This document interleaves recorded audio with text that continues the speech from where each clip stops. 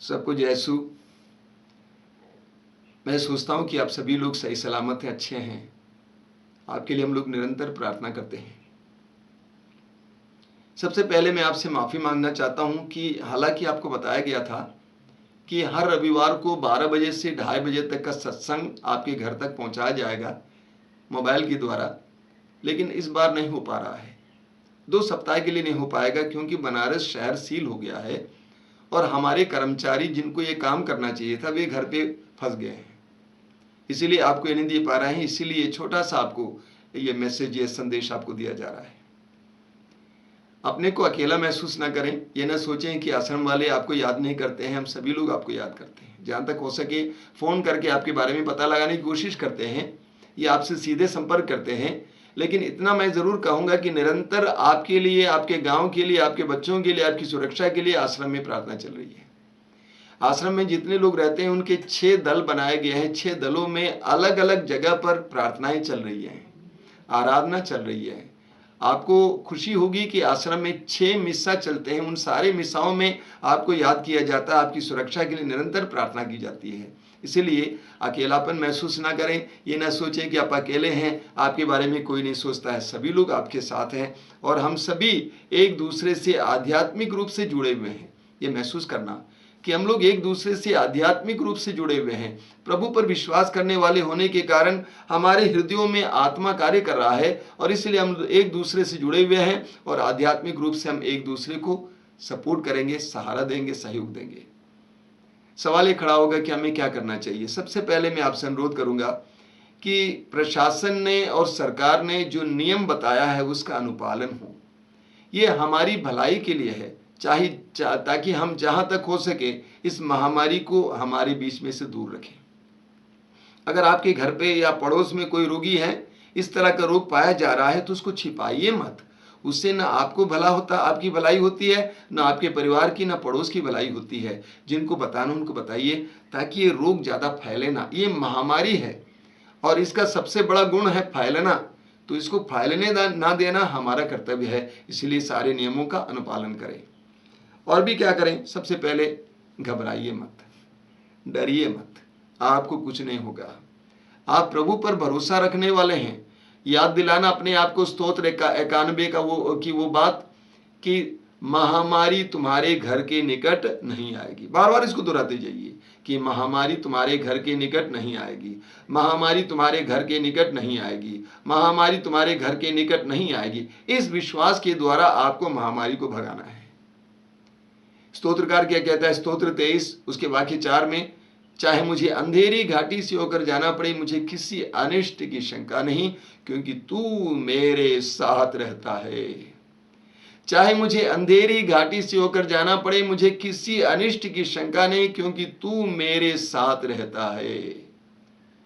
हर समय इस बात को अपने मन में रखिए और अपने को मजबूत रखिए, विश्वास को मजबूत कीजिए। आपको याद है प्रभु ने क्या कहा है? यदि तुम्हारा विश्वास राई के दाने के बराबर भी होता और तुम इस सहतूत के पेड़ से कहते उखड़ कर समुद्र में लग जाओ, वो तुम्हारी बात को मान लेता। यानी प्रभु ने बताया कि तुम्हारे विश्वास में कितना सामर्थ्य है, कितनी शक्ति है। दवा से भी बड़ी शक्ति तुम्हारे विश्वास में है। इसीलिए प्रभु की इस बात को याद करते हुए अपने विश्वास को मजबूत रखना कि प्रभु मेरे साथ है, मुझे कुछ नहीं होगा, मेरे परिवार को कुछ नहीं होगा, मेरे आसपास को कुछ नहीं होगा। सबको समर्पित करते हुए निरंतर प्रार्थना करना है। अगली बात, ये समय है कि सभी लोगों को इस बात का एहसास होता है कि हम कितने धनी हैं और कितने गरीब हैं। लोगों के पास जितना संसाधन था, जितना पैसा था, जितना अनाज था, खत्म होते जा रहा है और फिर बनाने का कोई साधन नहीं है। ऐसे परिवेश में ये आपकी जिम्मेदारी है कि पता लगाएं कि आसपास में कोई गरीब तो नहीं है जिनके पास खाने के लिए नहीं है, उनकी मदद करना। ये प्रभु की शिक्षा है। आपको याद है प्रभु ने क्या कहा? मैं भूखा था, तुमने मुझे खिलाया, मैं प्यासा था, तुमने मुझे पिलाया, मैं नंगा था, तुमने मुझे कपड़ा पहनाया। गरीबों में यीशु है, दुखियों में यीशु है, इसको भूलना नहीं चाहिए। इसीलिए आसपास में पता लगाना, भाई तुम्हारे यहाँ खाने के लिए है कुछ? बच्चों ने कुछ खाया है? नहीं खाया है, अपने पास जो है उसमें से थोड़ा उसको भी देना, कुछ मदद करना। सभी लोग इस समय बहुत नाजुक हैं, बहुत दुर्बल हैं। ऐसी अवस्था में एक दूसरे की मदद करना हमारी एक पहचान है, हमारे विश्वास का प्रमाण है। इसका ख्याल करें। अगली बात, पवित्र वचन को पढ़ना। अभी आपके पास बहुत समय है, खेत का काम भी खत्म है, करीब करीब सब्जी वगैरह का काम हो सकता है। अन्य लोग जो काम करते थे, नौकरी करते थे, पूरी तरह से फ्री हैं, स्वतंत्र हैं। समय बिताइए पवित्र वचन को पढ़ने के लिए। पवित्र वचन पढ़ने का समय बिताइए, उसके लिए समय दीजिए। मैं आपको फिर याद दिलाना चाहता हूँ सूक्ति ग्रंथ से। सूक्ति ग्रंथ अध्याय 3 वाक्य 1 और 2 वचन क्या कहता है? पुत्र, मेरी शिक्षा को मत भुलाओ, मेरी आज्ञाओं को अपने हृदय में संजोए रखो, क्योंकि वे तुम्हें लंबी आयु और बड़ी शांति प्रदान करेगी। प्रभु कहते हैं, पुत्र, मेरी शिक्षा को मत भुलाओ, मेरी आज्ञाओं को अपने हृदय में संजोए रखो, क्योंकि वे तुम्हें लंबी आयु और बड़ी शांति प्रदान करेगी। अगले अध्याय में अध्याय 4 सूक्ति ग्रंथ अध्याय 4 वाक्य 20 से 22, पुत्र, मेरी बातों पर ध्यान दो, कान लगाकर मेरी शिक्षा सुनो, उसे अपनी आंखों से ओझल ना होने दो, उसे अपने हृदय में संजोए रखो। वह तुम में नवजीवन का संचार करेगी और तुम्हारे शरीर को स्वस्थ रखेगी। एक बार और मैं आपके लिए पढ़ता हूं। पुत्र, मेरी बातों पर ध्यान दो, कान लगाकर मेरी शिक्षा सुनो, उसे अपनी आंखों से ओझल ना होने दो, उसे अपने हृदय में संजोए रखो। वह तुम में नवजीवन का संचार करेगी और तुम्हारे शरीर को स्वस्थ रखेगी। पवित्र वचन को पढ़िए। अगर आपको पढ़ना नहीं आता है, आपके मोबाइल में वचन है, वचन को सुनिए, प्रवचनों को सुनिए। बीच बीच में मैं आपको एक एक प्रवचन दे रहा हूँ, एक एक प्रवचन को सुनिए, उसके द्वारा सामर्थ्य पाइए। इस बीच इस बात का ख्याल करना कि अपने विश्वास को बनाए रखना, विश्वास को टूटने नहीं देना। हो सकता है कि आसपास के लोग बोलेंगे, देखो तुम्हारे प्रभु ने क्या कर दिया है, ईश्वर है नहीं, ईश्वर ने क्या कर दिया है। ईश्वर ने बहुत कुछ किया है। आप जानते हैं, इस महामारी के द्वारा ईश्वर हमसे बोल रहा है, हमें सचेत कर रहा है, हमें संकेत दे रहा है, हमसे कह रहा है कि तुम्हारे रास्ते बदलो, तुम्हारे रास्ते गलत हैं। अन्याय का रास्ता, असत्य का रास्ता, झूठ का रास्ता, भ्रष्टाचार का रास्ता, अश्लीलता का रास्ता, गंदगी का रास्ता, ये गलत है, इंसान के लायक नहीं है, मेरे बच्चों के लायक नहीं है। तो प्रभु जिंदा है, प्रभु कार्य कर रहा है। इस महामारी के द्वारा प्रभु हमसे बोल रहे हैं। ये मत सोचिए कि प्रभु ने हमें छोड़ा है, प्रभु हमें नहीं छोड़ेंगे, लेकिन प्रभु हमें थोड़ा थोड़ा समझा रहे हैं। जैसा कि आप पढ़ेंगे इब्रानियों के पत्र के अध्याय 12 में वचन कहता है, कौन पिता है जो अपने पुत्र को दंड नहीं देता है उसको सुधारने के लिए। तो प्रभु हमें सुधारने के लिए कार्य कर रहे हैं, हमें छोड़े नहीं हैं। इसीलिए हमेशा सोचना है, इसके द्वारा प्रभु हमसे बोल रहे हैं, प्रभु हमको सही कर रहे हैं। अपने विश्वास को बनाए रखना और एक दूसरे को सहारा देना, एक दूसरे के विश्वास को बढ़ाने के लिए मदद करना। अगर किसी के अंदर नकारात्मक बातें आ गई हैं, अगर कोई ज़्यादा निराश हो गया है, उनको सहारा देना, बोलना नहीं भैया ऐसा नहीं होता है, कि प्रभु हमें सिखा रहे हैं, प्रभु हमसे बोल रहे हैं, प्रभु सारे संसार को संबोधित कर रहे हैं। स्तोत्र 50 में आप पढ़ेंगे कि सर्वेश्वर प्रभु बोलता है, वो सारे लोगों को संबोधित करता है।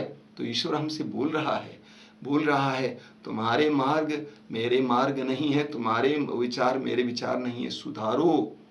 इसीलिए प्रभु पर विश्वास बनाए रखना और प्रार्थना पर जोर देना। सबसे पहले अगर आप प्रार्थना में तेज हैं, अगल बगल में कोई है, ज्यादा भीड़ नहीं लगाना, ज्यादा से ज्यादा 4 या 5 लोग एक साथ बैठकर मध्यस्थ प्रार्थना करना। जो मजबूत है प्रार्थना में, एक साथ बैठकर मध्यस्थ प्रार्थना करना। अगल बगल में जो होंगे उनको बुलाना, बोलना, भैया चलो ना प्रार्थना करते हैं, बहन चलो ना हम लोग प्रार्थना करते हैं। एक साथ बैठना और मध्यस्थ प्रार्थना करना, दूसरों के लिए प्रार्थना करना। दूसरा है, परिवार में जितने लोग हैं इकट्ठे होकर प्रार्थना करना, कंजूसी नहीं करना। प्रभु ने हमें बहुत समय दिया है, उस समय के मुताबिक हम लोग प्रभु को भी समय देंगे, कंजूसी नहीं करेंगे।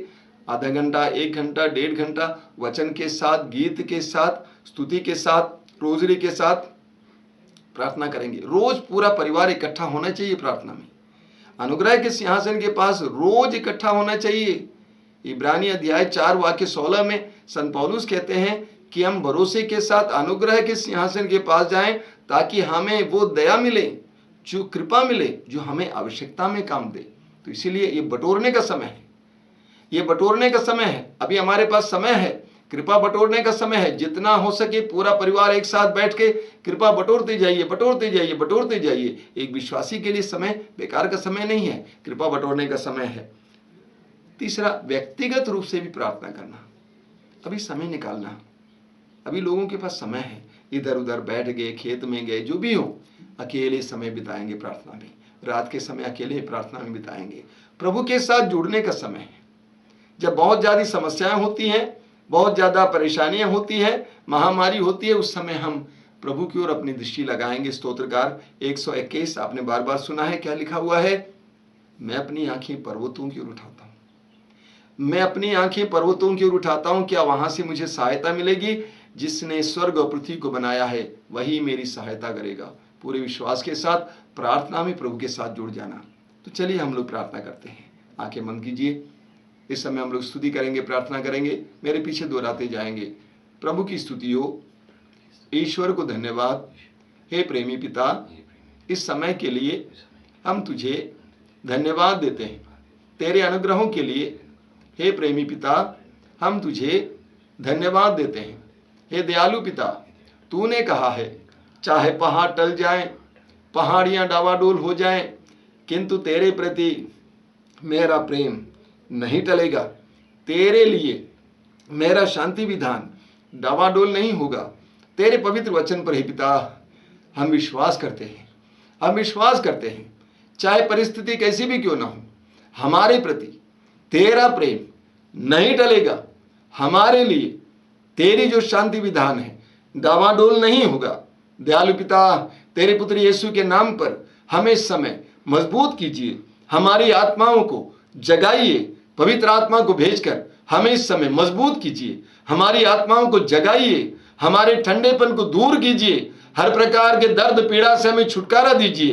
तेरे पवित्र आत्मा को भेजकर हमें मजबूत कीजिए, हमारी आत्माओं को मजबूत कीजिए, हमारी आत्माओं में तेज वो शक्ति भरिए, वो आग भरिए। हे यीशु, तूने कहा है डरो नहीं, आदि और अंत मैं हूं, जीवन का स्रोत मैं हूं। मैं मर गया था, देखो मैं अनंत काल तक जीवित रहूंगा। हे प्रभु यीशु, तेरे इस पवित्र वचन पर हम विश्वास करते हैं। तेरे इस पवित्र वचन की शक्ति से इसी समय हमारे हृदय में जो नकारात्मक बातें हैं, जो निराशा है, जो आशा विहीन बातें हैं, इसी वक्त मिट जाए। हर प्रकार की निराशा मिट जाए, हर प्रकार की निराशा मिट जाए। यीशु के नाम पर, यीशु की शक्ति के द्वारा हर तरह के रोग से पुराने रोग से गंभीर रोग से इसी वक्त हमें छुटकारा मिले। पवित्र आत्मा का आ जाए, पवित्र आत्मा आ जाए, हमें इस समय स्वतंत्र करे। अंधकार की शक्तियों से, हर प्रकार की बुराई की ताकतों से स्वतंत्र कीजिए। प्यारे प्रभु यीशु, इन वचनों को सुनने वाले एक एक भाई बहन को, उनके परिवारों को, उनके बच्चों को इसी वक्त आशीर्वाद दीजिए। Bless them Lord. आशीर्वाद दीजिए यीशु, आशीर्वाद दीजिए यीशु, आशीर्वाद दीजिए यीशु, आशीर्वाद दीजिए यीशु। हे मां मरियम, इन सब के लिए समय प्रार्थना करना।